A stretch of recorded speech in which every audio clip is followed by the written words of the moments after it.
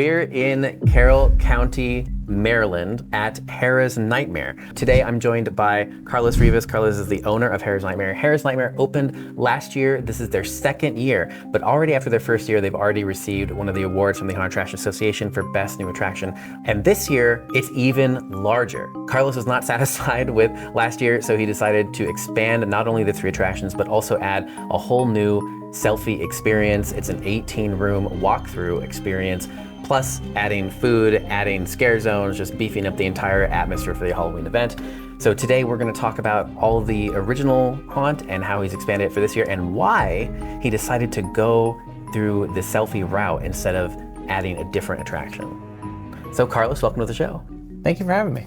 We are going on our second year and we decided to go bigger. So we expanded. Now we have 25,000 square feet and we have a 4th attraction. We're opening up a scare zone and expanding the horror shop. Talk to me a little bit about the first attraction, how big, how did it do during the year?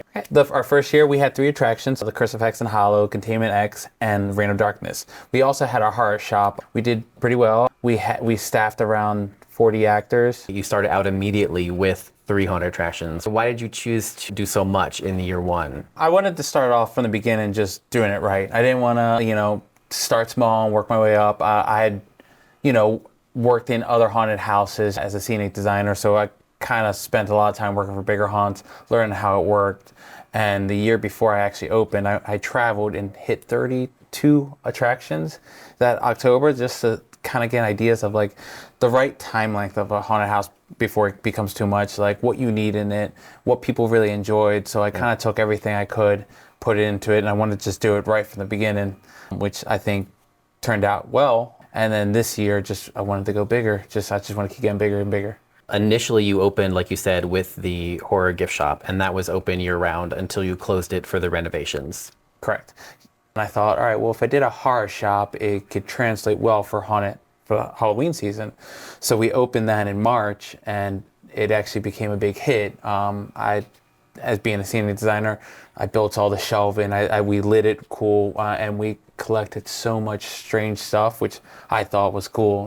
We sold insects, we sold skulls, we sold things that I don't think you find anywhere else. We had Halloween bath bombs, which I don't use them, but people like that. Then you opened the haunt during the haunt season, and then you chose to expand again this year. Yes. So you're adding an attraction this year, basically? We pretty much doubled the square footage. Yeah. And we gave ourselves a bigger outside entrance so we can do a bigger show.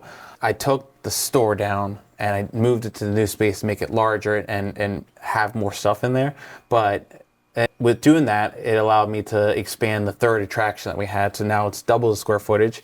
And we added a 4th attraction, which isn't necessarily a haunted house. It's a selfie experience. Yeah. So the idea of it is I want people to go in there and take pictures, take videos, because obviously people want to do that when they go through the haunted house.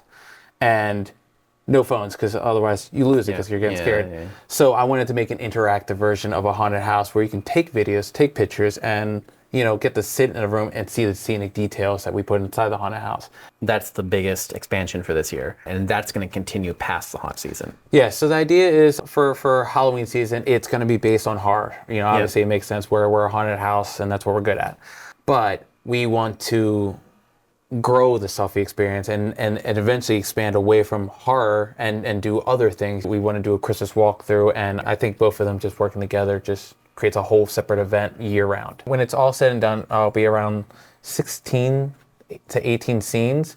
Some of the rooms will just be where you sit, you just take a picture, right? Maybe you put a head through a prop and it looks like you're gored up, or you take a picture where you're being attacked. But there'll be some rooms that will actually be interactive. So you can hit a button and something will happen. Yep. But overall, the rooms you can record TikTok videos, animations might talk to you. Some people just want to come to the haunted house and just get scared, and that's okay. But there's people that want to make a big night of it, and it's something different too. Why did you think about doing it here as your expansion? The main goal was, what could we do that was an add-on and without a giant overhead? So I could have done a 4th attraction, but then I'm hiring 20 more actors, training them, doing that whole thing. Eventually it becomes stagnant. Like you went through 4 attractions, you just spent an hour, you're not scared anymore. So the idea was I wanted to do something different. I think escape rooms are still popular, but they're just done everywhere, and I'm honestly not good at puzzles, so I'm never gonna figure that one out. Coming from a scenic background, I like making pretty sets, and I felt like this is a way for me to do it, and people actually appreciate it for once. Yeah, that's true. Not just walk through it and go, oh, that was scary, I like the dark maze. Kills me. Kills me.